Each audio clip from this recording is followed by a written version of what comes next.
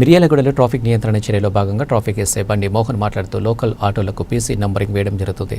Local ఉన్న అన్ని ఆటోల యూనియన్ సంఘాలు సహకరించాలని, అలాగే ఆటో యజమానులు ఆధార్ కార్డ్, బండి, RC card, driving licence, union రసీదులతో తప్పనిసరిగా ట్రాఫిక్ పోలీస్ స్టేషన్లో నమోదు చేయించుకున్న తర్వాత ఈ నెల 18 నుంచి ఆటోలకు నెంబర్ ఇవ్వడం జరుగుతుంది. నెంబరింగ్, క్రమశిక్షణ, డ్రెస్ కోడ్ తప్పనిసరిగా పాటించాలి. పాటించిన ఎడల చట్టపరమైన చర్యలు తీసుకుంటామన్నారు. అందరికీ నమస్కారం.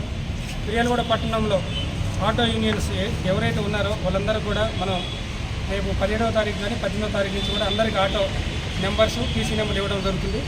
దయచేసి మీరందరూ కూడా ఆటో యూనియన్ అధ్యక్షులు ఎవరైతే ఉన్నారో అడ్డా వయసుగా అందరూ కూడా మీ యొక్క ఆధార్ కార్డు, లైసెన్సు, ఆర్సీ ఇవి తీసుకొని మీకు మీ యూనియన్ తరఫున గుర్తింపు పొందిన ఒక పేపర్ తీసుకుని వచ్చినట్లయితే మీ అందరూ కూడా పీసీ నెంబర్లు, ఆటో నెంబర్లు ఇవ్వడం జరుగుతుంది.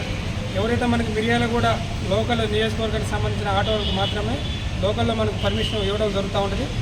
ఈ పర్మిషన్ నెంబర్లు ఇచ్చిన తర్వాత అన్నెసెసరీగా బయట వచ్చి తిరిగితే మాత్రం వాళ్ళ మీద చట్టరీత్యా చర్య తీసుకోవడం జరుగుతుంది. ముఖ్యంగా లోకల్ ఎవరైతే ఉందో వాళ్ళకే పే చేయడం జరుగుతుంది.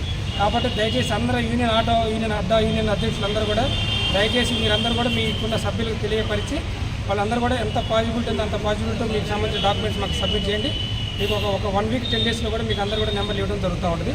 ఖచ్చితంగా ఈ యొక్క కార్యక్రమాన్ని మీరు సహకరించి కూడా మీకోసం చేసిన ఈ పనిని మీరంతా కూడా సహకరించాలని కూడా కోరుకుంటున్నాను. ముఖ్యంగా మన జిల్లా ఎస్పీ సారు మరియు మన మిర్యాలగూడ డిఎస్పీ గారు మన ఆఫీసర్లందరి యొక్క సూచనల మేరకు కూడా, ఎందుకంటే మనకి ట్రాఫిక్ బాగా ఉన్నది ఇక్కడ, ఎందుకంటే అన్నెసెసరీ బయట నుంచి వచ్చే వెహికల్స్ కూడా చాలా ఉన్నాయి కాబట్టి కొంచెం ఈ కంట్రోల్ కావాలి. ట్రాఫిక్ కూడా బాగా ఇబ్బంది అవుతుంది కాబట్టి దీన్ని కొద్దిగా కంట్రోల్ చేయడానికి కూడా కొంచెం లోకల్ వాళ్ళకి క్రియేట్ ఇచ్చుకుంటా ఈ కార్యక్రమాన్ని చేపట్టడం జరుగుతుంది. కాబట్టి ఖచ్చితంగా మీరు సహకరించాలని కోరుకుంటున్నాను.